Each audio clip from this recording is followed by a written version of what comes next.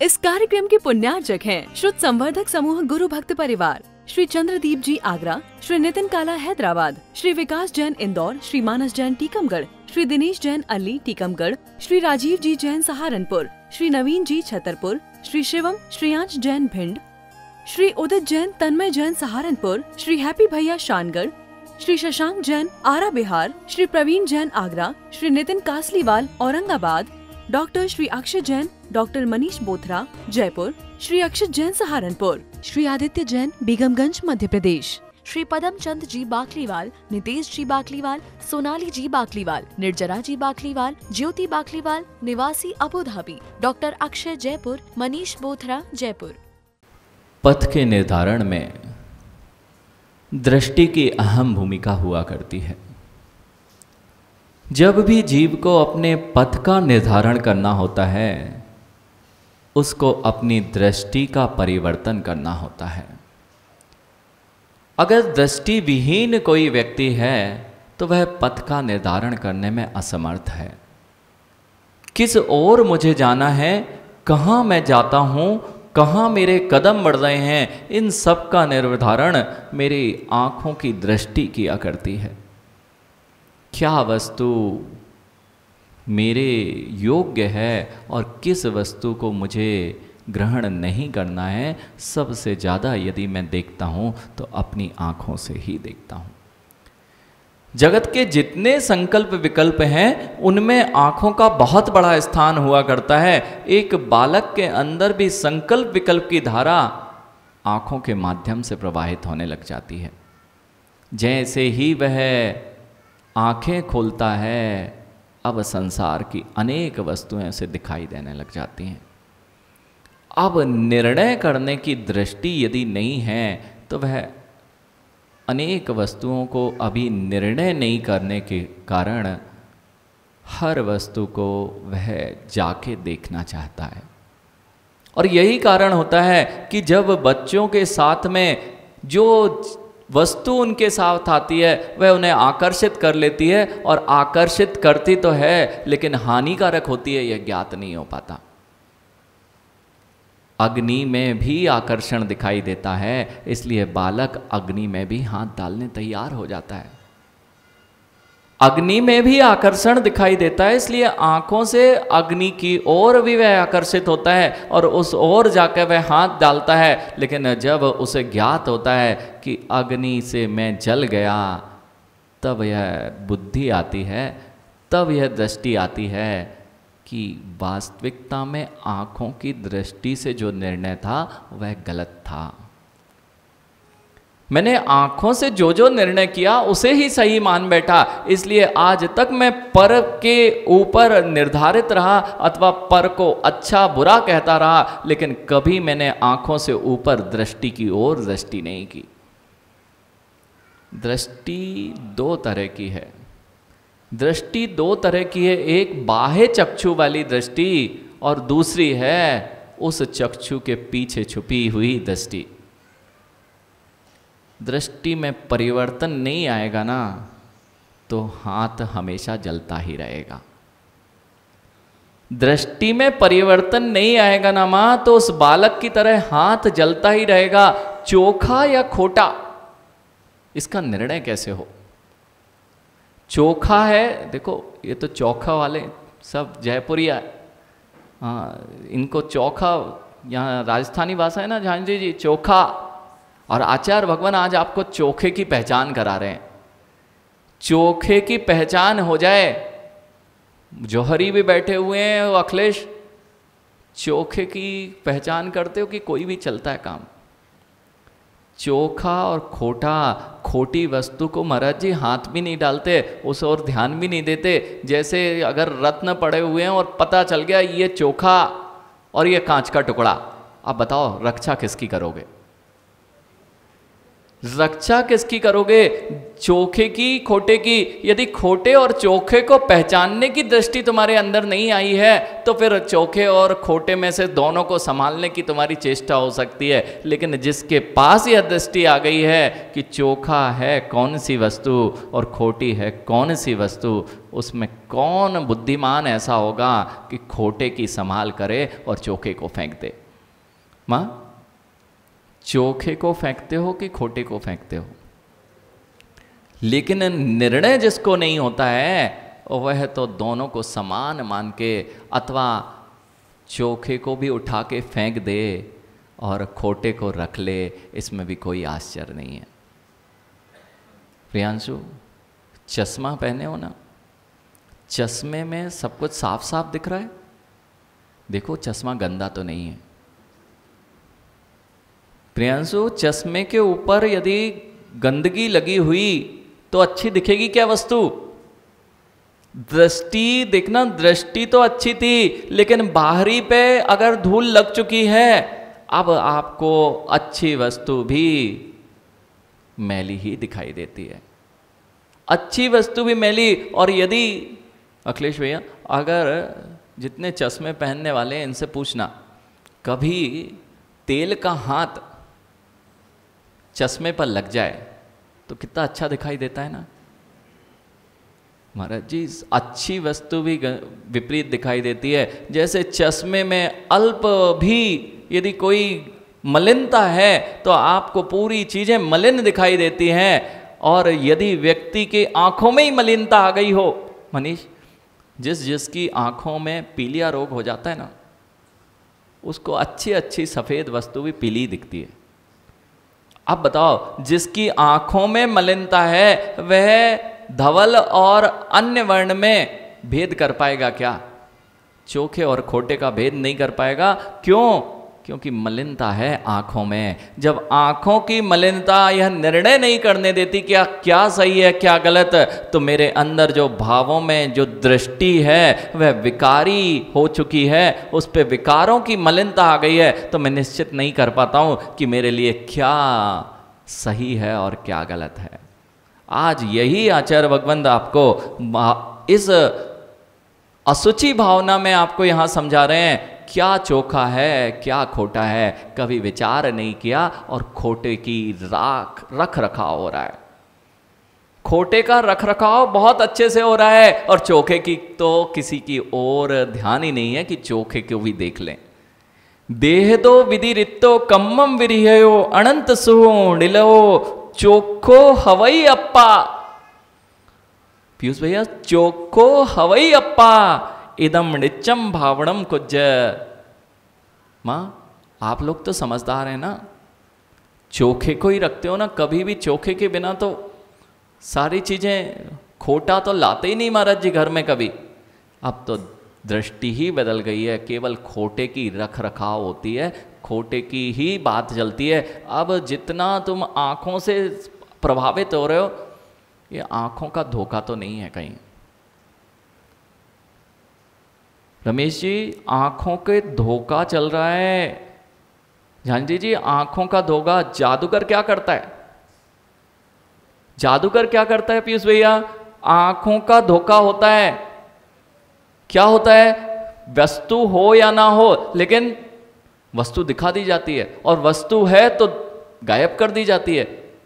कितना जादूगर, क्या चमत्कार है। मां, आज आप किससे प्रभावित होते हो? जहां चमत्कार है वहां भीड़ लगी मिलती है। चमत्कार यानी मनीष, चमत्कार को देखना, चमक जैसी होती है ना वैसे ही चमत्कार होते हैं। चमक जहां जहां देखी और तुम प्रभावित हुए, लेकिन वह चमक कितनी देर की? आंखों का धोखा था। जितने चमत्कार होते हैं आंखों के धोखे होते हैं और जितने अतिशय होते हैं वे शाश्वत होते हैं। अभी तक हम चमत्कार और अतिशय को एक में एक कर दिया करते थे। अतिशय जब जब होंगे वह महिमा, महिमा अतिशय वहां महिमा प्रकट हो रही है और यहां चमत्कार में तुम्हें आंखों का धोखा हो रहा है। आज चमत्कार को नमस्कार है। रमेश पंडित जी, चमत्कार को नमस्कार है। इसलिए हमारे 13 क्षेत्रों के नाम चमत्कारी बाबा नहीं होता, अतिशय क्षेत्र तो रखे गए हैं, लेकिन चमत्कार वाले क्षेत्र नहीं। तो जगदीश जी कहें भीड़ नहीं आ रही महाराज जी, कुछ तो चमत्कार करके दिखाओ। यानी ये जितने चमत्कार करने वाले हैं, ये चमत्कार बस इनको धोखे में रखने वाली दृष्टि है और चोखे से दूर करने वाली दृष्टि है, उसका नाम चमत्कार है। माँ, जहाँ भीड़ लगी, आज सबसे ज़्यादा भीड़ कहाँ जा रही? जहाँ चमत्कार दिखाओ, कुछ चमत्कार दिखाओ, वरने चमत्कार के पीछे जो जो भागेगा वह अपने ही आंखों का धोखे में अपने आप को धोखा देगा। इसलिए चमत्कार के पीछे नहीं भागना चाहिए। हाँ, अतिशय हो अंशुल, उसकी तो व्याख्या करना चाहिए, लेकिन चमत्कार तो वह है कि कहीं ना कहीं गड़बड़ की गई है और तुम्हें दिखाया कुछ और गया है और तुम बड़े प्रसन्न होके आ गए हो। मैंने कहा जब दृष्टि ही, जब चश्मा ही खराब हो तो दिखागा क्या अच्छा। और चश्मा हमने वह पहन रखा है, एक चश्मा आता था पहले, झांझी जी आपने जरूर मेलों में देखा होगा, बच्चों युवाओं विदित, कभी वो चश्मा देखा? एक में हरी कलर की पॉलिथीन लगी रहती थी और दूसरे में पीली नीली लाल, देखिए कभी पहना? कभी मेले ही नहीं गए होगे। जयपुर में तो मॉल जाते, मेला नहीं जाते। मॉल जाने वालों को ये चश्मे पता नहीं है, और जिनने कभी मेला देखा होगा, हर्षित रूपेश, कभी गांव का मेला देखना, वहाँ चश्मे मिलते थे और उसमें एक में हरी और दूसरे में लाल, जैसी पॉलिथीन होगी वैसा। और बच्चों को बड़ा मजा आता था, पहले हरी से देखी, फिर नीली से देखी तो नीला दिखने लगा। ऐसे ही कहीं हमारे अंदर ऊपर से ये लाल नीले चीजें लगा दी गई हैं और लग रहा है पूरा विश्व नीला दिख रहा है। धोखा है, धोखा। चोखा भूल गए हैं और धोखे में पड़ गए हैं। अभी तक ये साफ चश्मे करने की साफ दृष्टि नहीं हो पा रही है। चश्मे को मैं कैसे साफ करूं, ये दृष्टि नहीं जा रही है। इसलिए मैं कभी भी अपने आप को धोखे से नहीं बचा पाता हूं। आज आचार्य भगवान कह रहे हैं धोखे से बचना है तो अपनी दृष्टि को निर्मल कर लो। ये चोखा है कि खोटा है? यानी झांझी जी, आचार्य भगवान की एक घटना, आचार्य जी जब प्रारंभिक दीक्षा का काल था, शैक्ष काल जब उनका था, और बहुत अधिक अंतराय आया करते थे और कई कई दिनों तक अंतराय की परंपरा वह चलती रहती थी। तो कई बार आचार्य विराग सागर जी भी जाते, वे अपने शिष्य के आहार कराने के लिए, वे गुरु भी भगवंत भी जाते और हर चीज़ शोधन आदि करके देते रहते। अब उनके साथ में कोई श्रावक, विशिष्ट श्रावक होंगे, वे कहते हैं बहुत दिन हो गए, 6-7 दिन हो गए, अंतराय पे अंतराय आ रहा है, आज तो कुछ भी हो जाए मैं अंतराय आने नहीं दूंगा। और वे लेंस लेके आ गए, बड़े बड़े लेंस, कि हर सामग्री जब तक मैं देख नहीं लूँगा लेंस से तब तक गुरु जी के हाथ पे नहीं जाएगी। और बिल्कुल देखना चालू कर दिया उनने। जैसे ही लेंस लगाया, बाल, जैसे ही लेंस लगाया उस सामग्री में बाल दिखा। पीयूष भैया, आचार्य भगवान ने यह घटना कई बार सुनाई है। जैसे ही लेंस लगाया यानी बाल दिखा, उनने वह सामग्री अलग कर दी, दूसरी सामग्री उठाई, फिर बाल दिखा, दूसरी सामग्री लगाई, जितनी सामग्री लें उनमें सब में बाल। अब तो पंडित जी परेशान, वे विद्वान जो गए थे कि हो क्या रहा है, हर सामग्री में अब मैं चलाऊं तो क्या चलाऊं। वहाँ पर दूसरा सावक था, भैया ऐसा कैसे हो सकता कि हर सामग्री में बाल है, देख लो आप, मैं दिखा रहा हूँ आपको, ये देखिए लेंस लगाया, ये दिख रहा है बाल इतना बड़ा। कहते हैं जरा देखो तो लेंस के पीछे तो नहीं लगा हुआ है, और देखा तो लेंस के पीछे बाल लगा हुआ था। अब हर सामग्री में बाल दिखेगा कि नहीं दिखेगा? जब आंख पे बाल आ गया है, लेंस पे बाल आ गया है, तो हर सामग्री चोखी भी खोटी दिखती है। ऐसे ही जीव अपने उस बाल को जब तक तुम नहीं हटाओगे, चोखे का भी अंतर नहीं पता चल रहा है और चोखे में भी खोटा दिख रहा है। बात समझ में आ रही है कुछ? खोटे की पहचान, सत मार्ग का यदि प्ररूपण करना है और जानना है तो चर्म चक्षुओं से मात्र काम बनने वाला नहीं है। क्योंकि ये चर्म चक्षु निर्णय नहीं करा पा रहे हैं कि सही क्या है गलत क्या है। इसलिए तो चाइनीज आइटम से आप ठगे जाते हो। आप क्या ठगे जा रहे हो, क्यों ठगे जा रहे हो? नहीं तो आज तो और अच्छी, ये लोग युवा हैं प्रियांशु जैसे, अब ये ठगे जाते कैसे? वो मोबाइल लिए है और मोबाइल में अच्छी अच्छी चीज़ें वीडियो दिखाई जाती हैं। देखना पीयूष भैया, एक बार हम फ्लाइट में थे और फ्लाइट में बहुत अच्छी अच्छी मैगजीन्स रखी होती हैं, और बहुत ये बनाने वाला वो बैठा है मनीष और आशीष, ये सब यही काम करते हैं।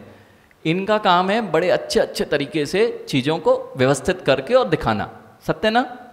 यानी क्या चमकती है वह जो मैगजीन रहती हैं, बिल्कुल कागज ऐसा चमकता है जैसे ऐसी दुनिया तो कहीं, ऐसी चमकती दुनिया देखी कहीं? वो मैगजीन में ही दिखती है और आप उससे ही प्रभावित होते हो। देखना, यानी जब मैगजीन रहती है और चमकती रहती है, और वहाँ पर हमने एक बार देखा बड़ा सुंदर सा वो 2 कर्नाटक या किसी टूरिस्ट प्लेस की वह उसमें हाईलाइट किया गया था कि कोई बहुत अच्छा पर्यटक स्थल है जिसको आपको देखने जाना चाहिए, और उस पर्यटक स्थल में आप जब भी देखेंगे तो 2 पेड़ लगे रहते हैं। कौन से? नारियल के 2 पेड़ रहते हैं, नारियल के 2 पेड़ लगे हैं और वे एक दूसरे को, और समुद्र दिख रहा है और 2 पेड़ दिख रहे हैं। यानी और इतनी अच्छी इसने फोटो खींची मनीष ने, और मैगजीन में चमचमाते हुए पेजों में वह लगा दी, और उसके ऊपर बड़े अक्षरों में और स्टाइलिश अक्षरों में लिख डाला कि यात्रा पर्यटक स्थल, दुनिया का सबसे सुंदर पर्यटक स्थल आशीष। हमने कहा यहाँ तो हम गए हैं, यहाँ तो हम जा चुके हैं, लेकिन हमें वे पेड़ दिखाई नहीं दिए हैं।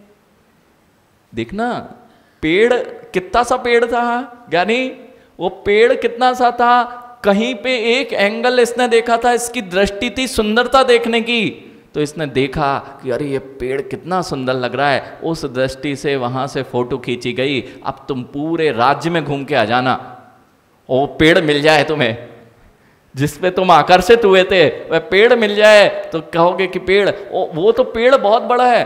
पीयूष भैया, ये लोगों की कलाकारी देखना, वो कुकुरमुत्ता होता है ना, कुकुरमुत्ता जो काय पे उगता है, गंदगी में उगने वाला माँ, वह कुकुरमुत्ता अब तो इनके लिए वो व्यंजन बन गया है।